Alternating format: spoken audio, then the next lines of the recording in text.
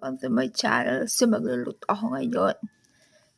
Parang gusto ko kasi ng ramen, ganun. Yung noodles, ganun. So, mag-iimbento ako ng ramen na lulutuin ko. Okay? So, nakita nyo rito, may sibuyas, may bawang. Kasi nga, hindi pwede sa akin yung meat. Kaya walang meat to. Okay? Bale, magsisilbing pinaka noodles dito is yung noodles ng spaghetti. Yes. Yan naisip ko kasi parang gano'n yung itsura ng mga ramen.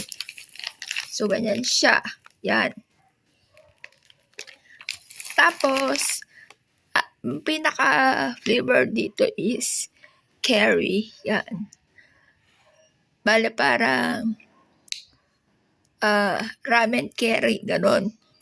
So, meron ako rito curry powder. Yan.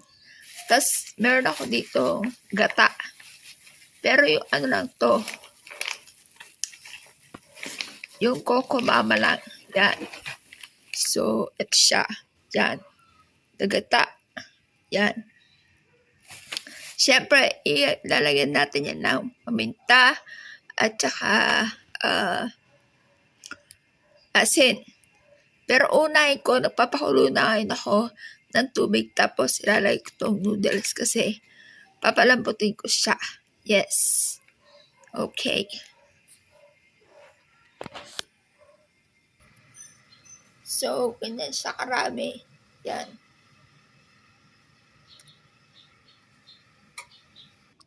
Bale, yung tubig, nalagyan ko na asin at saka ng mantika. Na yung noodles, pero sakto lambot lang. So, ganyan noodles lang yung karami, spaghetti noodles. Yung ginawa ko. Yan. Tapos ngayon, napiprito na ako ng bawang. Yan. Tapos lalagyan ko na ng sibuyas.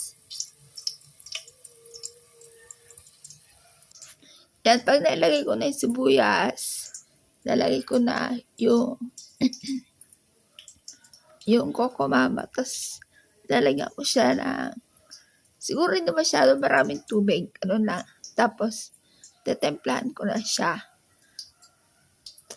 Ganon. Eto, nalalagyan ko na siya ng Coco Mama at saka water.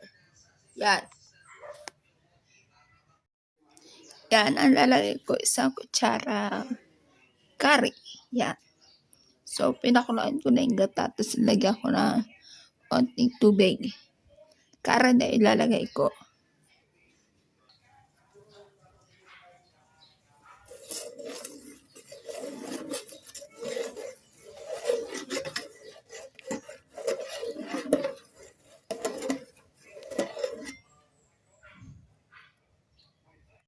Guys, naluto na siya.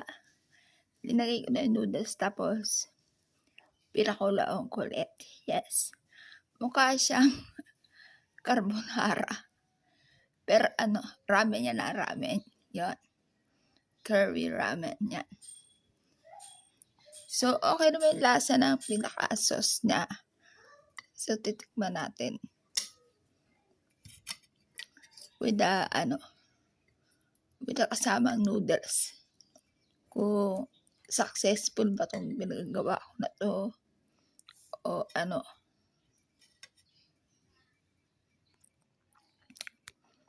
Yan, in fairness sa kanya, masarap naman siya.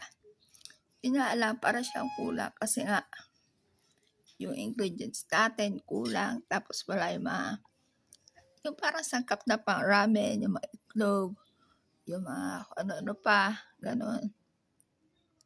So, super plain lang kasi niya.